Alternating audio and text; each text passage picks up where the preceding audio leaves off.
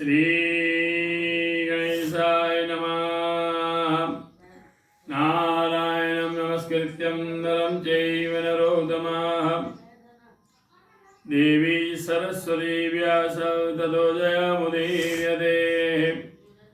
नमो सुनन्दाय सहस्रमूर्ते सहस्रपादाक्षि सरोरुभावे सहस्रनाम्ने पुरुषाय सहस्रते सहस्रकोटियुगधारिणे नमः।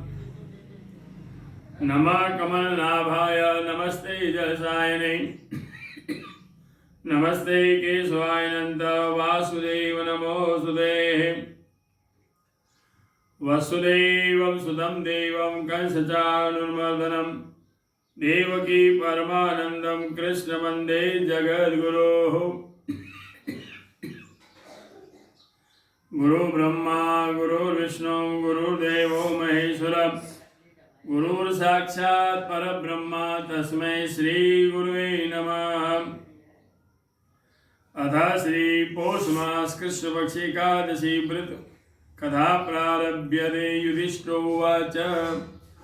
राजा युधिष्ठिर ने पूछा कि हे स्वामिन, पौष मास के कृष्ण पक्ष में जो एकादशी होती है उसका क्या नाम है, उसकी क्या विधि है तथा उसमें किस देवता की पूजा की जाती है, ये मुझे बताइए।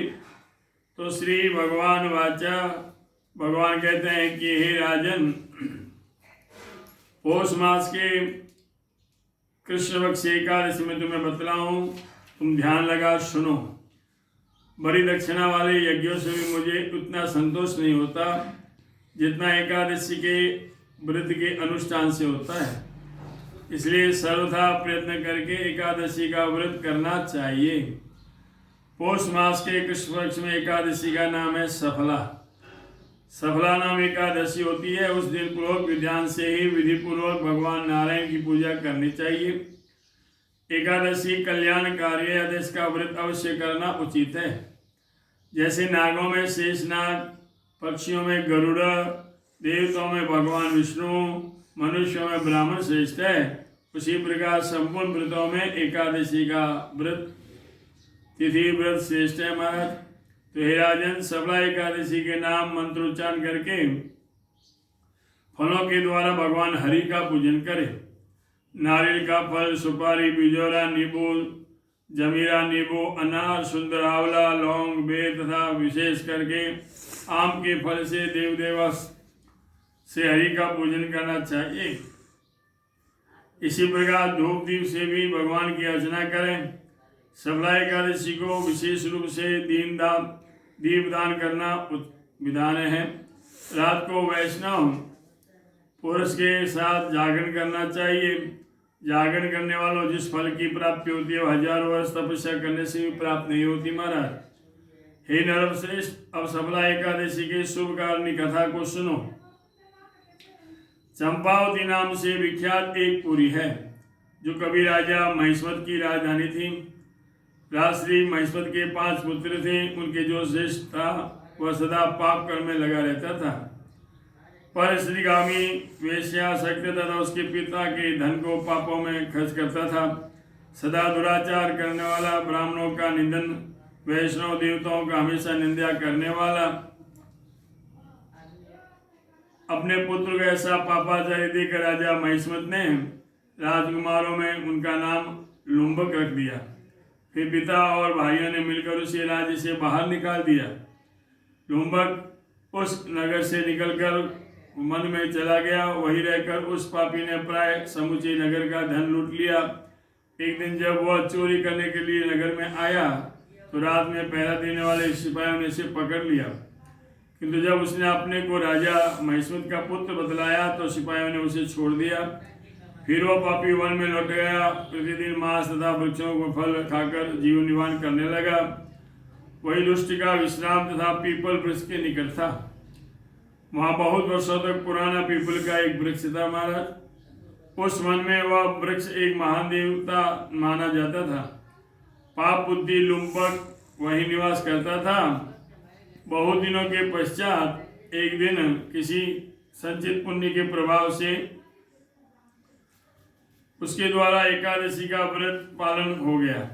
पौष मास के कृष्ण पक्ष की दशमी के दिन पापाष्ट लुम्बक ने पुरुषों के फल खाए, वस्त्री न होने के कारण रात भर ठंड के मारे कष्ट भोगा।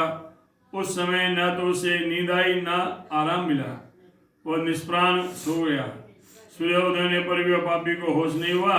सफला एकादशी के दिन भी लुम्बक बेहोश पड़ा रहा। दोपहर होने पर उसे चेतना प्राप्त हुई। फिर इधर उधर दृष्टि डालकर वह आसान से उठा और लंगड़े की तरह भांति पैरों से बार बार लंगड़ाता हुआ वन में भीतर गया। भूखे दुर्बल पीड़ित हो रहा था। राजन, उस समय लुम्बक बहुत ही से फल लेकर ज्यों ही विश्राम स्थान पर लौटा त्यों ही सूर्योदय अस्त हो गया। तब उसने वृक्षों को जड़ में बहुत से फल निवेदन कर दिए। इस फलों से लक्ष्मीपति भगवान विष्णु संतुष्ट हो, यों कहकर लुम्बक ने रात भर नींद नहीं आई।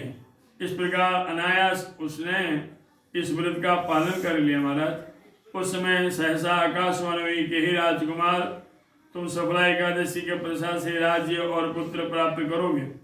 बहुत ही अच्छा कहकर उसने वह वरदान स्वीकार किया। इसके बाद उसका रूप दिव्य हो गया। तब से उसकी उत्तम बुद्धि भगवान विष्णु के भजन में लग गई। दिव्य आभूषणों के शोभन से संपन्न होकर उसने अगाधक राज्य प्राप्त किया। 15 वर्षों तक वह उसका संचालन करता रहा। उस राज्य का उस समय भगवान कृष्ण की कृपा से उसके मनोज नामक पुत्र उत्पन्न हुआ।